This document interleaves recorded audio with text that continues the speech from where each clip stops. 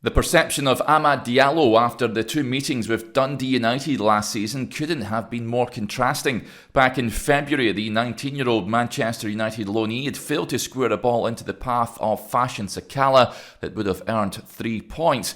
There were shades of naivety in his performance, but much like after the 3-0 Old Firm defeat at Parkhead in February, he felt an easy scapegoat. However, a dynamic and compelling 45 minutes against United at Ibrox last month appeared to turn the tide of public opinion surrounding the winger, prompting discussions of a possible loan deal this summer.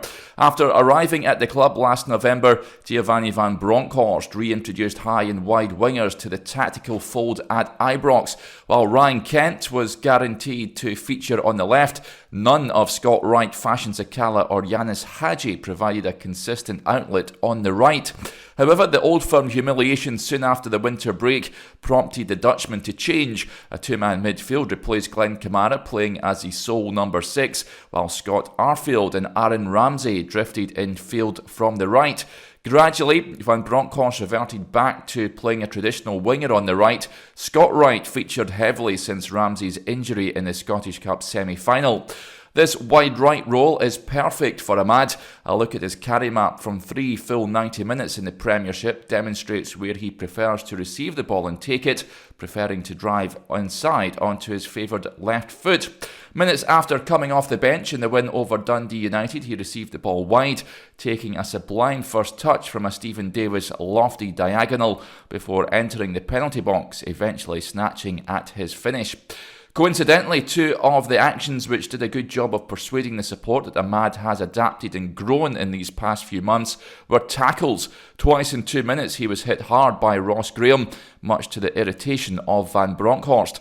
His response was impressive. Instead of shying away from receiving the ball, with Kevin McDonald breathing down his neck soon after, he made sure to nick the ball away before a challenge could follow. A carry into the final third was matched with end product. Amad played in Sakala, who went close to scoring. In addition to making incisive infield runs, Amad moves inside the fullback quickly, knowing his role doesn't always require him to hug the touchline. An offside goal was all about Alex Lowry's pass, but his recipient's movement inside the defence and finish deserved a goal. The technique he displayed to use his first touch as a platform for his shot was impressive. Rangers have consistently lacked wingers who hang at the back post, and although Amad is crowded out in the image shown, his position in between the centre-back and full-back has been regularly unfulfilled by inhibitors of the right-sided position this season. He may well have connected if not for Scott McCann's push. A goal would follow, and it demonstrated another impressive element of Amad's game, his burst of pace beyond the defence. As possession turns over, he recognises the opportunity to create a 3-against-2 and makes a central run through the gap in the defence. And don't underestimate the finish. On his weaker foot, he waits for Siegrist to commit before going over the top of United's goalkeeper, timing his finish perfectly.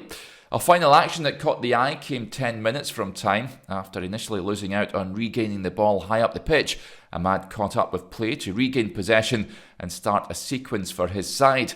His StatsBomb radar is taken from a very small sample size, but the boundary hitting in those moments is impressive. Look at his touches in the opposition box and goal threat successful dribbles.